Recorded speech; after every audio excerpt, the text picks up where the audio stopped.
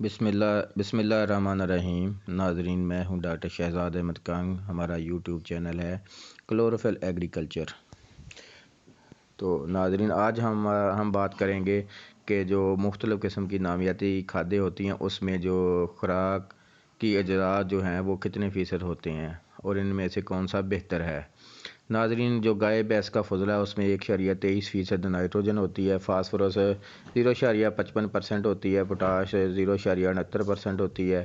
اسی طرح بھیڑ اور بکریوں کا فضلہ جو ہے اس میں 1.87% نائٹروجن اور فاسفورس 0.79% ہوتی ہے، پوٹاش اس میں 0.92% ہوتی ہے۔ مختلف مویشیوں کی کھاد یعنی اس میں تمام قسم کے جانور شامل ہو سکتے ہیں۔ اس کا جو ایک تجزیاتی رپورٹ ہے اس میں 1.91% نائٹروجن ہے، فاسفورس اس میں 0.56% اور 1.40% پوٹاش ہے۔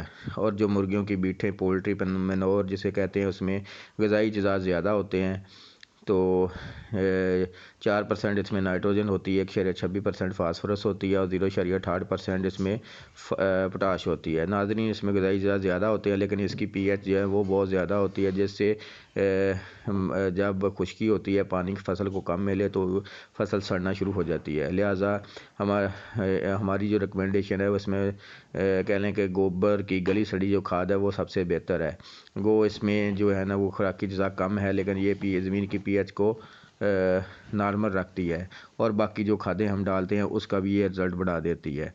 ٹھیک ہے، گوبر کی گلی کھاد جو ہے اس میں 0.80% نائٹروجن ہے، 0.21% فاسفورس ہے اور 0.68% پوٹاش ہے۔ اور اسی طرح جو سبز کھادیں ہیں اس میں خوراک جو ہوتی ہیں اس میں گوارا ہے اس میں 4% ہے نائٹروجن، سن ہے اس میں 2.4% ہے، ڈانچا ہے 3.2% ہے، اور اسی طرح جو جینتر ہے اس میں بھی 4% کے لگ بھگ ہوتی ہے۔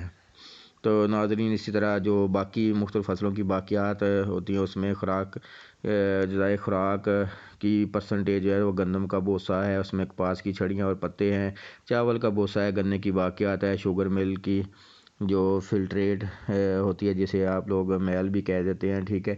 تو اس میں سے جو اوپر والی 4 ہیں تو ان کا استعمال میرے خیال میں جو کرنا چاہیے، کیونکہ لوگ جو جیسا کہ گندم کا کھیت جو ہے ہارویسٹ ہوئی ہے اس میں کمبائن ہارویسٹ کھیت کو جلانا نہیں چاہیے، اس کو ایسے زمین کے اندر دفن کرنا چاہیے۔ کپاس کی جنائی جب آخری ختم ہو گئی اس کے بعد اسی کو ایسے ہی روٹاویٹ کر دینا چاہیے، کیونکہ چاول کا بوسہ، گنے کی باقیات، کھیت کو آگ نہیں لگانی چاہیے اور زمین کے اندر ہی اس کو جو اس کی باقیات ہے دفن کر دینا۔ اس سے نامیاتی مادہ بڑھے گا اور اس کے علاوہ جو دوسری بھی ہم کھادیں ڈالیں گے اس کا بھی رزلٹ بڑھے گا، تو زمین کی پانی پینے کی کیپیسٹی اور وتر رکھنے کی صلاحیت جو ہے نا وہ بڑھے گی اور پیداوار میں الٹیمیٹلی جو ہے وہ اضافہ ہوگا۔